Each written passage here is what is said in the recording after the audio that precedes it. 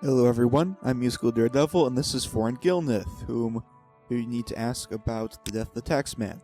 And he admits right on the spot that he was the one who did it. And he talks about how the taxman was skimming off the top and overcharging people, and then using it to buy stuff for himself, which is a pretty big crime. And so we can tell him that we will say nothing to the authorities, or we can go claim the 500 gold bounty, which I think I will do. You idiot. And he attacks us with his fists, but we have his sword, so he's not too much of a problem. Because if you'll notice that attacking us with fists doesn't actually decrease our health. It decreases how tired we get, until it gets to the bottom, and then that decreases our health. Which is not a problem in this fight.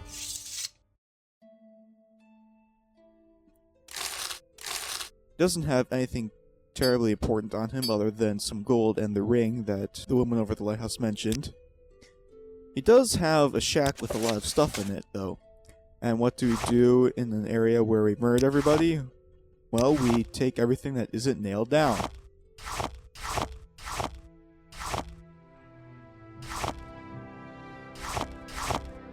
There's not a lot that has a high price for gold in the shack, because after all, it is a shack. There is a book which raises our haggling skill, though, which is quite nice. And I think that's pretty much everything in here. Except for those eggs.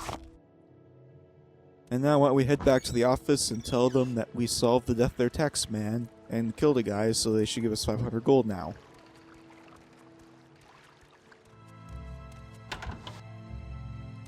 Alright, I did your murdering for you, give me gold. There it is, and they tell us goodbye. And now next I think I will talk to the operator of the Stilt Strider. The one that Vilnius Nessius told us to say he sent us to. Since that's the only thing I can really do now, and then later tonight I'll take care of Fargoth's hiding place, since he probably won't be sneaking off to it during the day. The Stilt Strider operator is just up the path here.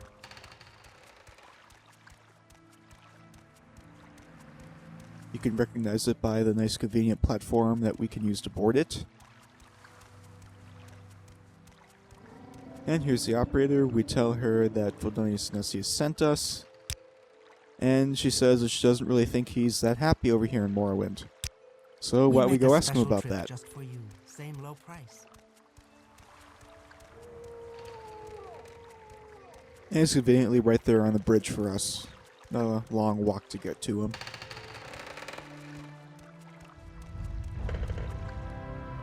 So then we tell him what we just heard, and we find out that he is not happy at all in Morrowind, and he wants to take a boat outwards. The problem is he doesn't have any gold, and all he has is a cursed ring. And so I'm a nice guy. I will have him give me the ring, and in exchange I will give him money so he can leave on a boat.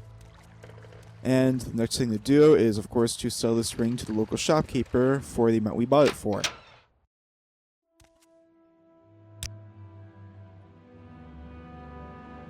And there's the ring in my inventory. It's worth 100 gold, which is the amount I gave him. Unfortunately, I can't sell it for 100 gold because of how the game mechanics work for bartering, although that will soon change. And we also sell him all this stuff from Foreign Gilnith's shack.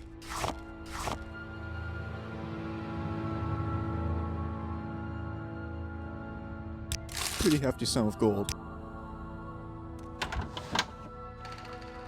And now I will solve the mystery of Fargoth and his secret hiding place.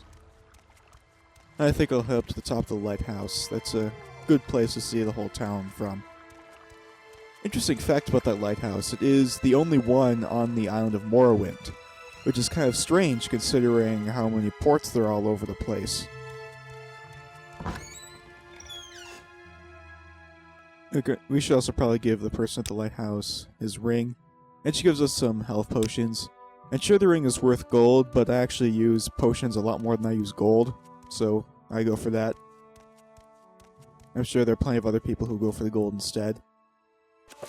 And up here is a skill book, which raises our skill for fighting without armor on.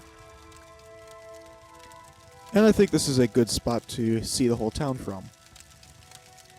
Probably get a good look at Fargo. And so now all that's left to do is to just stand here for, I'd say, about 6 hours. That should do it. And we'll see if we can find anything.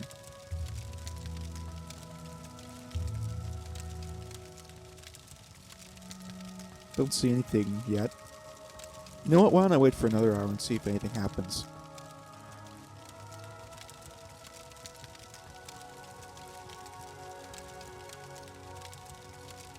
Still nothing. Oh, there he is. He's over by the wall on the right side.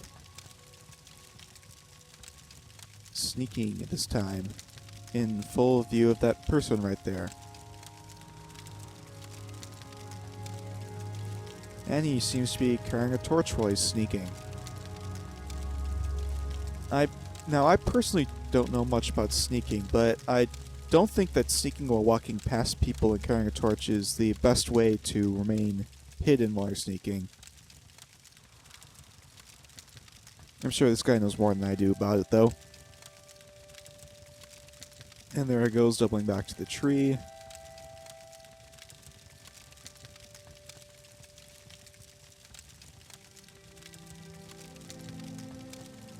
And he's heading into the swamp now, over to that tree stump. In plain sight of that other person over there. Okay, now I know that he has no clue what he's doing. There's no way that person could have not seen him sneak into that swamp.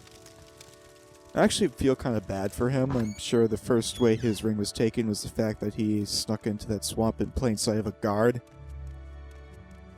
Not the most intelligent way. That's not important now. We just have to take everything they put in there. And there he goes, still sneaking away. Hello, person over by the stump. Don't mind me, I'm just taking everything in here. That's not suspicious, is it? Didn't think so. And still sneaking away, even though he has no idea that I just took everything. And now we'll return to the person up the stairs behind the shopkeeper and tell them we found Fargo's hiding place. And they will take the 300 gold we found, but give us 100 in return. I like it. Bold and direct. Come, I like you. You like to dance close to the fire, don't you? And these two guys sound exactly the same. Oh, Bethesda, what would we do without you and your small cache of voice actors?